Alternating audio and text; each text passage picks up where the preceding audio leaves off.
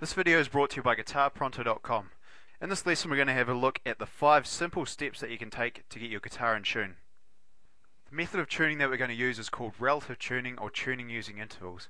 In order to use this method you need to have one string already in tune. For us it's going to be the 6th string, which is the thickest string on your guitar, and that sounds like this. Once you've got this, we're going to tune from the 6th string to the 1st string, so that's the top string on your guitar down, and we're going to use 5 simple steps to do this. In order to adjust the pitch of the strings, you need to adjust the tuning pegs at the head of the guitar.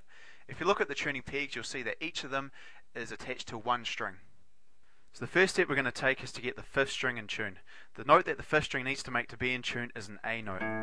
So what we're going to do is we're going to recreate this A note on the 6th string, and that's done at the 5th fret. So we're going to hold down a note on the 5th fret of the 6th string, which is also an A note. And what I'm going to do is I'm going to adjust my 5th string so it sounds the same as this note.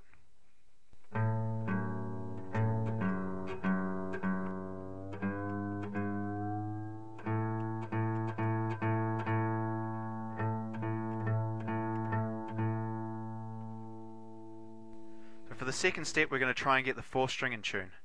The note that the 4th string needs to make to be in tune is a D note.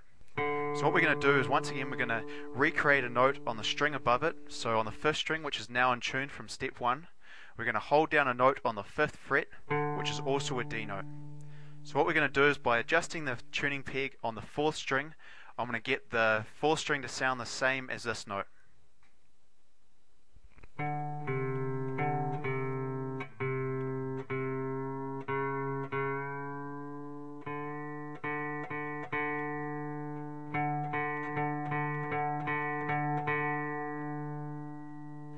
Now that the 4th string's in tune, we can move on to the 3rd string. The note that this needs to make is a G note.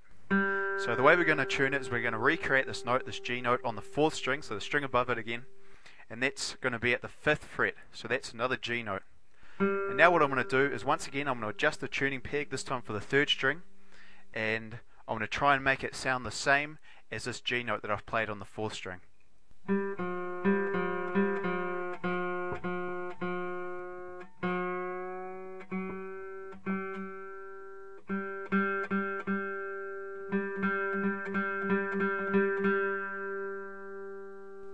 For the 4th step we're going to have a look at tuning the 2nd string. So the note that the 2nd string needs to make to be in tune is a B note. So what I'm going to do is I'm going to recreate that note on the 3rd string at the 4th fret, which is also a B note. And now just like we've been doing in the previous steps, I'm going to adjust the tuning peg this time for the 2nd string to make it sound like the B note that I played on the 3rd string.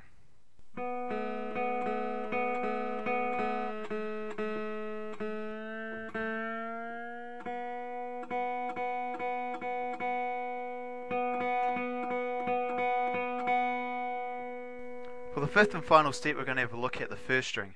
The 1st string needs to make an E note, which is the same as the 1st note that we looked at, the 6th string.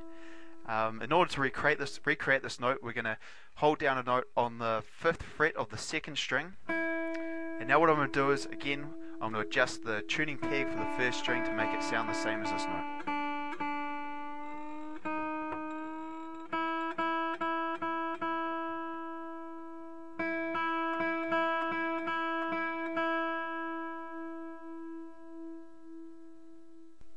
Now that all the strings are in tune, this is what it sounds like if I play them from 6th string to 1st string.